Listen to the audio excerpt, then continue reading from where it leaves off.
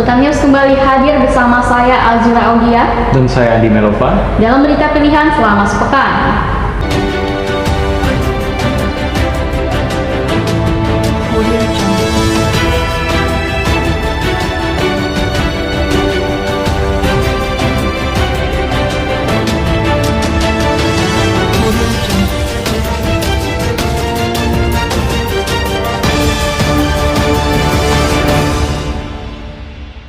Seorang warga negara asing asal Sudan menjadi pelaku pelecehan seksual di gerbong KRL.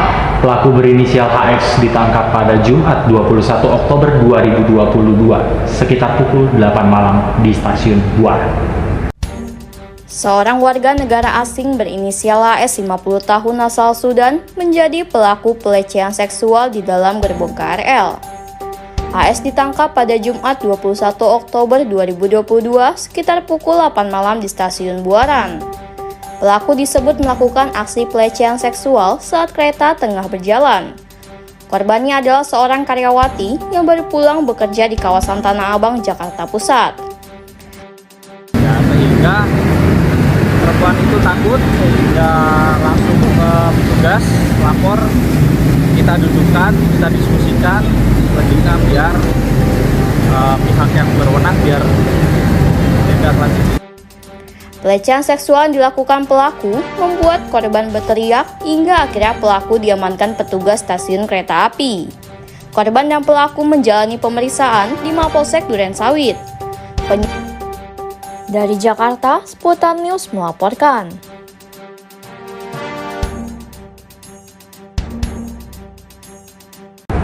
Pusat perbelanjaan dan retail pertama di Jakarta, Sarinah, kembali dibuka usai renovasi besar-besaran sejak tahun 2020. Hadir dengan wajah baru, Sarinah diyakini dapat mendukung produk lokal dan UMKM dalam negeri.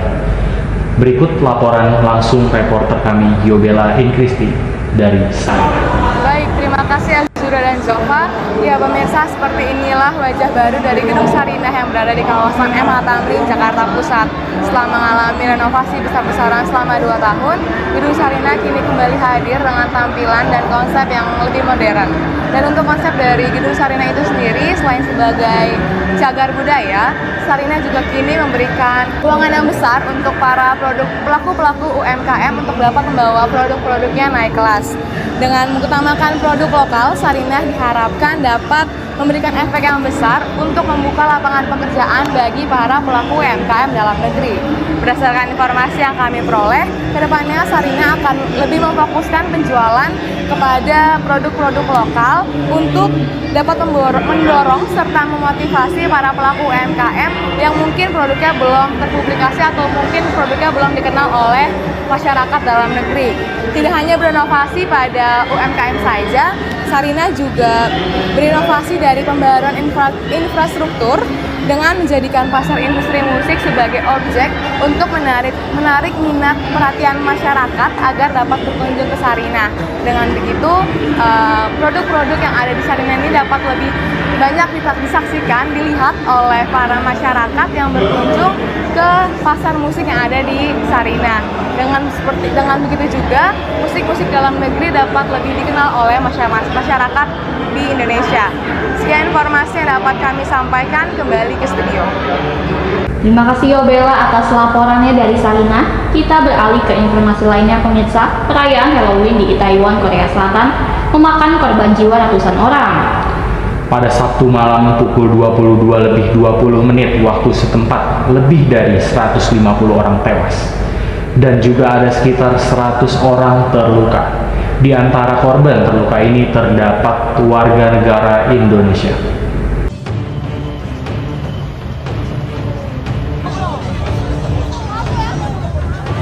Malam perayaan Halloween, sekitar 100.000 orang muda-mudi sedang berpesta di Itaewon District hiburan malam di Korea Selatan.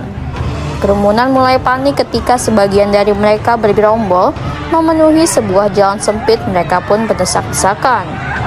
Sebagian mengalami kesulitan bernafas dan pingsan. Dalam kondisi itu mereka terinjak-injak oleh sebagian pengunjung lain.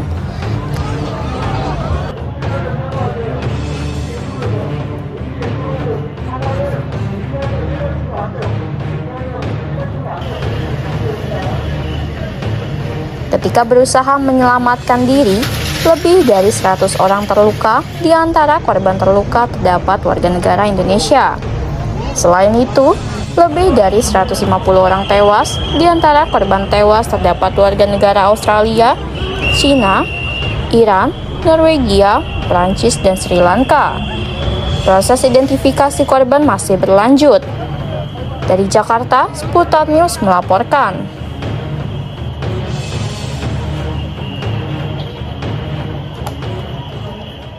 Setelah sempat turun di harga Rp28.000 per kilo, harga telur ayam kembali menyentuh harga Rp30.000. Naiknya harga ini menurut pedagang Pasar Baru Bekasi merupakan imbas dari kenaikan harga bahan bakar minyak. Selain harga telur ayam, minyak goreng juga terpantau mengalami kenaikan. Namun harga cabai rawit sebaliknya mengalami penurunan. Berikut laporan langsung reporter Herlina Ajeng. Baik pemirsa, saat ini saya sedang berada di salah satu pasar di daerah Bekasi, tepatnya di Pasar Baru Bekasi. Bagaimana seperti yang kita ketahui bahwa harga pangan kompak turun, kecuali pada telur ayam dan minyak goreng. Telur ayam terpantau naik pada pekan ini, dibanderol dengan harga Rp28.450 per kilogramnya, dibandingkan dengan minggu lalu dengan harga Rp28.350 per kilogramnya. Untuk minyak goreng juga terpantau naik. Untuk minyak goreng curah naik dari harga yang sebelumnya Rp14.500 per kilogramnya naik menjadi Rp14.600 per kilogramnya. Kemudian untuk minyak goreng kemasan bermerek 1 dijual dengan harga yang sebelumnya Rp21.650 per kilogram naik menjadi Rp21.900 per kilogramnya. Sedangkan kemasan minyak goreng bermerek 2 dari yang harga sebelumnya Rp20.050 per kilogram naik menjadi Rp20.800 per kilogramnya. Salah satu harga pangan yang turun adalah beras. Beras kualitas bawah 1 dijual dengan harga sebesar Rp10.600 per kilogram dari yang sebelumnya Rp11.100 per kilogramnya. Dan beras kualitas 2 dijual dengan harga Rp10.400 per kilogram menjadi Rp10.750 per kilogramnya. Tidak hanya harga beras saja yang mengalami penurunan, untuk komoditas lainnya seperti gula pasir lokal kini dijual dengan harga Rp14.350 per kilogram. Gula kualitas premium dijual dengan harga Rp15.700 per kilogram. Cabai rawit merah dijual dengan harga Rp47.250 per kilogram. Cabai merah besar dijual dengan harga Rp39.650 per kilogramnya. Harga tersebut merupakan harga yang sudah terpantau turun dibandingkan dengan pekan lalu. Terima kasih Herlina Ajeng atas laporannya dari Pasar Baru Bekasi. Beralih ke informasi selanjutnya pemirsa. Penghentian siaran TV analog oleh pemerintah membuat penjualan set-top box yang berada di toko elektronik meningkat hingga 100%. Berikut adalah hasil penelusuran reporter kami, Osama Cikarani. Ya, baik, selamat siang pemirsa. Pasca pemerintah mengeluarkan kebijakan untuk mematikan atau menonaktifkan siaran TV analog, meningkatnya menjadi digital membuat penjualan set-top box meningkat seiring tingginya permintaan harga tersebut. Harga jualnya juga mengalami penurunan dari yang biasanya dijual. Menurut pedagang set-top box, peningkatan untuk penjualan set-top box ini mencapai hingga 70%. Satu set-top box dijual di kisaran harga Rp200 sampai Rp300.000. Saat ini penjualan laku 5 sampai 8 buah set-top box melihat dari pasaran masyarakat. Itulah pemirsa data yang bisa saya sampaikan dari Jakarta. Osana Cikarani melaporkan. Kawasan Kota Tua Jakarta kini hadir dengan tampilan yang jauh lebih indah dan rapi. Keindahan Kota Tua bertambah setelah Pemprov DKI Jakarta merevitalisasi kawasan objek wisata ini. Kawasan yang dulunya ramai dengan kendaraan bermotor kini menjadi zona yang rendah emisi. Dengan diperluasnya area untuk pejalan kaki, kini Kota Tua menjadi kota modern di kawasan paling tua.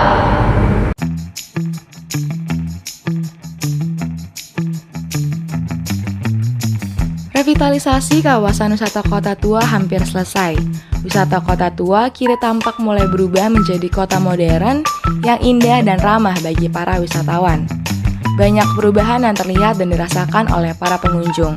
Menganut konsep Low Emission Zone atau LEZ, kendaraan bermotor sudah tidak diperbolehkan masuk ke kawasan wisata Kota Tua, sehingga kawasan pejalan kaki dan pesepeda jalur pedestrian di lokasi ini semakin tertata rapi.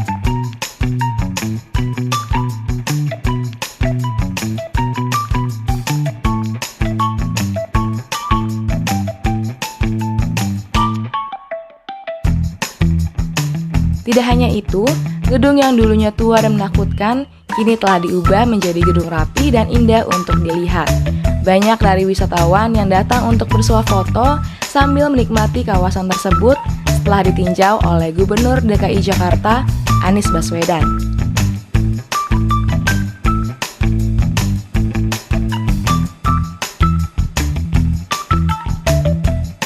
Pasca revitalisasi, kini Kota Tua menjadi semakin terhubung dengan transportasi umum, seperti telah terhubung dengan stasiun kereta api komuter lain dan halte Transjakarta.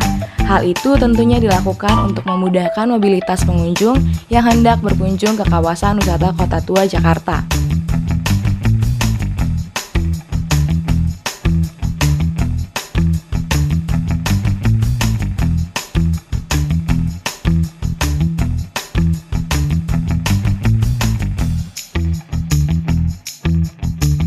Anies berpesan kepada seluruh lapisan masyarakat agar bisa merawat kawasan Kota Tua di masa depan. Hal ini juga termasuk dalam menjaga keaslian peninggalan sejarah di sekitar Kota Tua. Dari Jakarta, Seputar iNews melaporkan.